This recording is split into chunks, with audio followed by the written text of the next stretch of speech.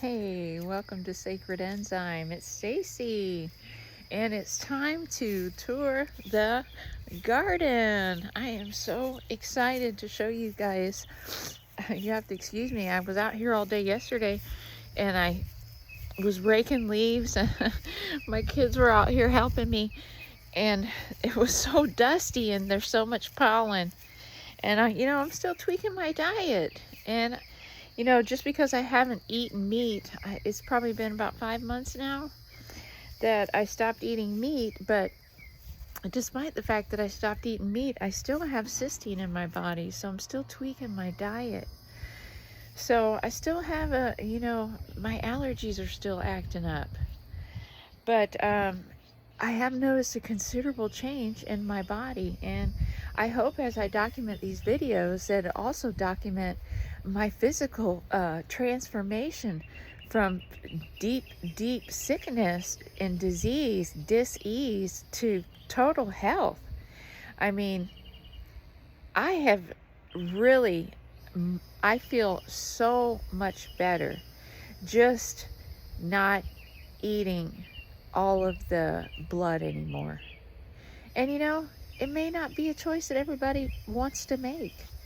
But my personal choice is when I started studying the classics, the Hellenistic writings and things like that, I started reading that, that we're consuming cells, and cells contain energy and intelligence. And so we're eating someone's intelligence. Kind of like when they talk about people getting transplants from other people that passed away, and they got it saved their life because they got a transplant. And then they started taking on some of the characteristics of the person that was the donor. You can read stuff like that. I mean, I often wonder the person or persons who got my brother's organs. My first brother, he died from a massive stroke, and he was an organ donor. And I know that someone got his corneas, and I often wonder if I passed the person one day, would I see my brother's eyes? Is there part of his soul or spirit in those? There's cells there, and those cells are intelligent. And maybe cells are like we are. We're not born with an understanding of what we were before. Because if we had to be a cell, say we had to be a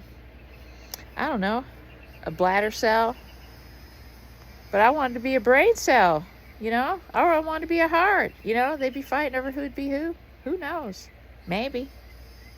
Or maybe they just know that it's all for the greater good, that they're working for the universe. So they all work together because everybody's just important. Nobody is more important than the other. No, none of us are more important than anybody else. We're all brothers and sisters, and we all come from the universe. So let me show you little things that I've learned about since I've been studying all of this stuff. And one of the things that I've been studying in the classics is I've been studying their alchemy. And they talk a lot about processes that I think have to do with enzymes. And this is why I'm on such an enzyme kick, is it comes to me in meditation. And I believe that it's been inspired by Mother Nature. I grew up in nature. My family's always spent time in nature. And we've always spent time growing our own fruits and vegetables and appreciating that. And so I started reading about, I started gardening after my brother passed away, because I was just absolutely destroyed about losing my brother. And I did it as a way to help deal with my grief, because I didn't know how to process my grief. And that's probably because I had damage to my root chakra, because I had experienced some traumatic experiences as a child. And so, you know, I wasn't able to express myself because one time that once you have one chakra out of balance, everything else is out of balance. It's kind of like if you're trying to replicate what the spine looks like by stacking little pebbles one right on top of each other. And, you know, if one of those pebbles is not perfectly balanced, none of the other stones are going to be on top. They're not going to stand on top of each other. They have to be totally in balance. So when you start off with one of your chakras out of balance, and especially in childhood, you know, it's not our fault. It's not our fault. We don't ask for that. But we are physical beings having a spiritual experience. And when you can totally wrap your mind around the fact that we are physical beings having a spiritual experience on earth, because being in a physical body allows us to use the vagal nerve, okay? The tree of life. The vagal nerve allows us to have the sensory of experience, okay? What we see hits our vagal nerve system through our eyes. What we eat, what we drink. We have crystals and a brain in our gut. It makes the enzymes. The enzymes are sacred. Sacred enzymes make it all happen. They knew about these enzymes in antiquity. And the reason that they're not using these enzymes, well, we speculate with conspiracy theories that they still are taking these sacred enzymes. Okay?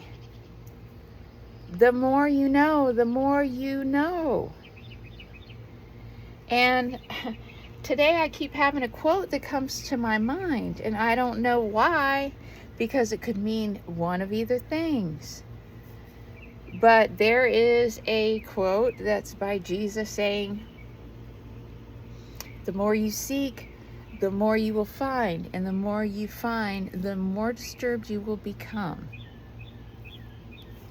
So I've recently started looking into learning a new language, and I thought that I should study Hebrew or Latin. I wanted to study the oldest language so I could understand the base of the root words. I want to learn the root words of our languages and all of the languages. Because once you understand what the root words mean, you understand what the true meaning of things are. The true meaning, not what they say they mean. Because, I mean, look at the Bible. It's been translated from Greek to Aramaic to Hebrew to English to everything, right? So what was the first book? And where is it? Well, obviously the first one was in ancient Greek, because the Greeks had the most diverse and meticulous vocabulary in antiquity. And probably because they come from the Hellenistic period, you know? They had over 500,000 words in their vocabulary. And the Hebrew people, I think I read that it was like 55,000, up to possibly 100,000, but so not even a fifth. So, I mean, that's pretty interesting, really, when you think about it. You know, it's pretty interesting that where are all the ancient Greek books? You know, I mean, you can read some of the philosophers from the time, because they're still pretty famous. But one of the things that I did read from the philosophers from that time was that we should not be, let me see exactly how it was put, filling our body with the bodies of other bodies, or cramming our body with the filling our body with the corpses of other bodies. Okay, so I found that was really interesting, and then I kept getting back to the thing that's supposed to be in the New Testament about no more sacrifices, you know, that we don't do any more sacrifices. And I mean, what exactly are they talking about? Sacrifices? Sacrifices of what? You know, what kind of sacrifice are they talking about? But then I come to realize, you know, with us all being from different kingdoms, and that if you're consuming something, because we all have cells and they're all intelligent, that if we're consuming an animal that's being slaughtered and it's terrified, oh my God, does that mean we're consuming its fear? Are we consuming the adrenal system of an animal? You better believe we are. You better believe we are. You need to go and read some of Dr. Ammon Hillman research.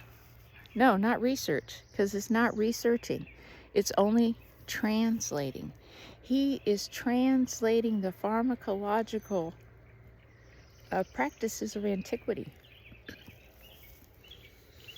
And they were harvesting enzymes, sacred enzymes. They were harvesting those in antiquity in a very disturbing way. And I can't stop thinking about it, because now that I've thought about it, you have to excuse me, my allergies are so acting up today. There is so much pollen, and I'll really be glad when I get my diet and completely cleaned up, you know, and my gut bacteria where it needs to be, and see how it affects my allergies. But I know one thing, it has tremendously cleaned up my allergies, because I couldn't even go to bed at night unless I had tissues on my night table, because my nose would either be running or stuffy. And that comes from your gut. That comes from your gut. And I also had my gallbladder removed too. So the vagal nerve system is so incredible. And they knew how to manipulate the vagal nerve system in antiquity. But us having a spiritual experience in a physical body is all about the vagus nerve. It is all about the vagus nerve. It is the tree of life. It is the sacred nerve. Your vagal nerve system determines what kind of experience you are going to have on this spiritual journey. Seriously. It's all about energy. It's all about energy zones. It's all about our chakras. It's all about the minerals. It is all about the very essential elements of the body, and making your body dialed in like a machine. Like a machine. So I'm going to buzz through my garden really quick. I want to show you how making sacred enzymes by allowing a putrefaction process to happen before you put a fruit or vegetable in the dirt makes all the difference. The enzymes are what it is. It's no different than what I'm going to talk about in my next episode about Ozempic. I'm going to talk about Ozempic and what Ozempic really does. And people are spending thousands of dollars for Ozempic, and it's just a sacred enzyme process, my friends. So I'm going to turn the camera around. We're going to buzz through the plants. I'm going to show you all the ones that I've grown from putrefaction. Now, if you haven't watched any of my other videos on putrefaction, I explain exactly what it is I do, where I put a fruit, an heirloom fruit or vegetable from the fruit stand, whatever. It doesn't even have to. You're just going to get smaller fruits, okay? That's all it means, and it's been modified. Now, if you get heirlooms, you can just keep planting these over and over this way, and you will have the same size fruits every time. So, you know, it pays just, you know, just to pick up one, because this process is going to ensure that you are going to get a lot out of I mean, you're going to see. Okay, so I'm going to turn the camera around right now. So let's see here. How do we do this? Maybe not. I'll just turn it around like this. Okay, these tomatoes right here, I grew these from cherry tomatoes I threw a couple in here. See, there's where one was right here because I didn't spread these out yet. I just planted them all in there. There's small ones still sprouting up. I'd say there's probably about 50 plants in here. Here was one little tomato. Here was another, and here was another. It was 3 cherry tomatoes that I put in a plastic bag, put them in a sunny spot or put them under a light if you don't have much sun, and then bring them out and just dump the whole thing in. You know, don't break it open and try to squeeze it out. I guess you could do that if you want. I don't, because I let it germinate just like it would like a baby inside a womb. You know, think about nature. Think about the way they did nature back then. Okay, this big plant right here is the 3rd one. Now it's wilted today, and that's because I moved all of these into these pots. This one right here, I had to move it over some, and then I transplanted these in here about 4 days ago, I think. These are the ones that were in the little plastic strawberry containers. These were just one little cherry tomato. This were a couple little tomatoes. See, I just put them in as plugs. Okay, these right here are the ones that were in the smaller bin the last time. These right here were the baby ones that had the little caterpillars eating all over my leaves, remember? So anyway, I moved this over here yesterday because we have had so much electromagnetic radiation coming from the sun in the last couple weeks. I don't know if you've noticed, it's been extremely hot, and it just seems like the sun is hotter than the weather, if that makes sense. It's like, you know, even the animals don't want to stay out in it. My dogs don't want to be outside for a long period of time. Usually they'll stay out in the yard all day long, but they want to go in, which I found was really strange, really strange. So the dogs are even picking up that it's maybe a little bit adverse. So be mindful of the sun right now. We've got a lot coming in. So, you know, if you enjoy sun, just kind of get it through the window, or, you know, get you a little shady spot with filtered sun. Don't go full blast into it. Okay, so these are the ones, and look at all the tomatoes.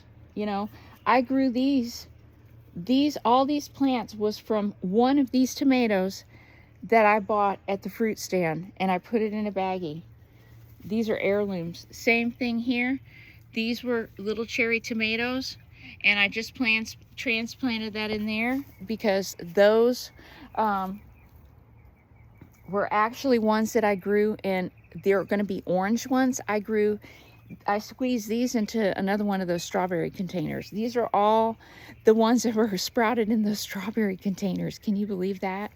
And look here, my banana tree has a bloom. I'm so excited. Aren't they absolutely gorgeous? I mean, who would think the banana could have, I mean, what a showy, fabulous display of a flower, huh? See, it just goes to show you everybody has it looks beautiful when they're flowering, right? And so I figured out what was going on with the peanuts. The squirrels are getting in the peanuts. I was thinking, man, I should have like 25 plants popping up here. Well, I come out here and the whole corner of the chicken wire has been up, and they were digging in it. And then potatoes, red potatoes, and then these potatoes are almost ready for harvest. But they took a little hitting when I was gone because the squirrels got into them. They love potatoes. Squirrels love potatoes. So if you have plan on growing potatoes, make sure you sow chicken wire into them, because they'll steal all your potatoes. And then they bury them in your other pots, so they disrupt your plants. Okay, so these are some of my goodies that I got on my trip. And so I'm very excited to have acquired these. So I have some cashews, some allspice, some different types of mangoes, and these are my papaya trees. I grew this from a putrefied papaya that I got at the fruit stand, and this was another one. I only paid $1 for them because they were half bad. I just came out here and dropped them right in because they were half rotten. And looks like I'm probably going to have umpteen trees there. So this is the raised bed that I made. Remember I talked about making a raised bed out of the scrap wood that I had left and the chicken wire? Okay, scrap wood, chicken wire, and landscaping fabric for when I originally put out my garden, which I ended up having to take up because of the bugs. These are all peppers that I have grown from other peppers.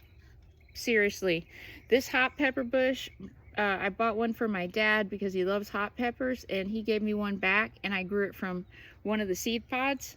But these are all peppers. These are ones that were in the little strawberry containers that we grew from other pepper pods. We just, they were the inside of peppers that we got at the grocery store. Those got a little covered up. But anyway, I think this is gonna work. So I filled the bottom of this with all kind of clippings from my yard because I needed to cut back my palm trees and whatnot. So all the bottom is that. Then it's a very thick layer of oak leaves and peat moss mixed together. And then I dropped the plants in out of their pot, which they had quite a bit of organic matter in, like cow manure and stuff. So I just dropped that in, and then I put another layer of peat moss on top, and then I kind of worked it in a little bit because I felt like my roots were a little waterlogged and my leaves were being kind of droopy. So I thought maybe that the soil was too rich. So anyway, we'll see how those do. So let's check this out. Look at the watermelons, man. The watermelons look great. I planted these 12 seeds, and this pepper right here. See, this is one of my peppers. I didn't realize when I transplanted it out yesterday that it fell off, and it's been sitting out here all night. So this is a top off of garlic. See, this is what it looks like when you get done doing your garlic. You just stick this in the dirt. It grows you a whole new head of garlic. So right here, look at these cute little watermelons. Aren't they cute? So I'm going to transplant these into this whole thing. I was just actually thinking about cutting the whole bottom out and then putting it on top of another container full of dirt. That way this thing can just grow like this, and I was just going to keep raising it up higher and letting the vines come down the table. For some reason, it seems really happy just getting a beating of sun. Like right now, it is having a blast. I put some organic fertilizer on it, and it's got blooms all over it. And I'm grateful that the aphids aren't after it. For some reason, the aphids are over here on my peppers. So I must have some kind of mite on these, but it looks like these watermelons are doing great. So I've got quite a few watermelons on there. I can't wait to share them with my family and friends. So then I'm going to show you over here. Remember I started the beans in the swimming pool of my dogs that my husband did with the lawnmower, and it's just a little kiddie pool. Well, let me show you the beans. Look at how big they are. Can you even believe that? I mean, look at the size. I'm going to angle it down so you can really see. These bean plants are like 3 foot tall, and the whole thing is absolutely packed. And I think this is a great way to grow beans, man. Check this out. And they're full of blooms. That is awesome. So I moved these over here in partial shade, and they love it. They absolutely love it. And then this is my passion fruit vine, and this thing already has a fruit on it. Can you believe that? That makes me tickled. This thing has literally exploded. I'm glad that I took the advice of someone and said keep it in a pot, because I think it just go crazy. So my mangoes that I grew from a putrefaction, they got big enough for me to put them out in the yard. They were getting root bound, so I wanted to put them out in the grass, and I plant them in a shady spot. Now, if you're growing from seed, don't be discouraged. Just don't put them in full sun.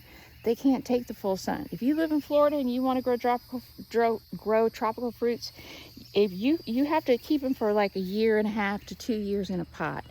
And then after you take them out and put them in the yard, try to find and test the areas out before you commit and put it in the ground, because you don't want to disturb those roots until you find the home it needs to be. So, you know, test it out. If your yard's a little sunny on one spot, try it in the sun a couple days, see how it acts. If it doesn't like it there, if the leaves start to turn a little brown on the edges, then that means too much sun. I wouldn't recommend starting any small fruiting trees in direct sunlight, period. They all need to go in filtered sunlight. If you live in Florida, you have to filter the sun. It's just way too intense for small plants and trees. So I put out I planted out 6. I grew all of these from putrefied mangoes. I just dumped them all in a pot and covered them in peat moss. And I have 3 more they're all standing up today too, so I think they're going to do really well. I planted them underneath this tree line of oaks. You know, I mean, that's what you got to do. You got to give them a little bit. They can take a little bit, but not too much. Just like my my avocado trees that I grew from seed. The sun was getting too intense, so I had to put a screen on the other side. It gets too much sun in the morning, and then it gets too much sun in the evening, because in the evening it comes in on the east side of the house. I think it's the east side. Yeah, it comes up in the west and lays its head down in the east. Yes, so everything seems to be doing really well. Putrefaction is the way to go. It makes all the enzymes work. The enzymes are sacred, and things are being just totally, I mean, just the stuff I've learned in the last week has blown me away. I've been totally going with the universe, and I say, you know, lead me where I need to go, because I want knowledge. I want to know what is going on, you know. Why is everything not the way we think it is, you know? And how do we get back? How do we get back? How do we get that knowledge? You know, some of us might have to go a few places so we can learn it. We got to read a few books. So, you know, we all got to do our part. We all got to do our part. I know I'm going to try my best, and I know you are too. Well, it's been 26 minutes, but I really feel like we talked about some good stuff today. So I'm probably going to take a break unless I get divinely inspired that I need to say something, you know. And you know, you always know when you're finding out something really new that moves you. You know, you feel like it's important. It's important. And I feel like it's this time right now that's really important for all of us. It's important for all of us to step into our purpose. You know, we got to step into our purpose. So I challenge you to take an interest in getting outside and trying to offset maybe some of your food. You know, don't throw those seeds away. Seeds are important. Seeds are very important. You know, you can cut an apple down the middle and open it up where the seeds are, and they look like a star fort. Pretty interesting, huh? They really knew their basics about everything. There was no doubt about it that these people in the past, they knew about the sacred enzymes. They knew about everything. They knew about the universe. They knew that the universe was mathematical, and that God was the universe itself. We spend so much time arguing about whose God is the real God and all that. God is the universe. God is everything. God is that chair. God is this dog. God is me. God is you. We are all we are all carrying a speck of light that belongs to God, the universe. The universe spat us out. Literally, the universe spat us out. So try to get outside and start your little garden. You know, it doesn't take a lot of work. You can grow beans, and you don't really even have to have too much dirt to grow beans. Seriously, beans grow real easy. And you know, what's it gonna hurt? Try to grow some stuff. It's just free food. It takes a few minutes. You just throw some water on it and put a little plant food on it and give it a little love. That's all. That's all. That's it. So have a good day, and thanks for coming along. I know this was a long video, and I appreciate it. We're all living in the past, the present, and the future all at one time. So when you tune in, I'll be here. And thank you for watching Sacred Enzyme. Have a great day. Bye.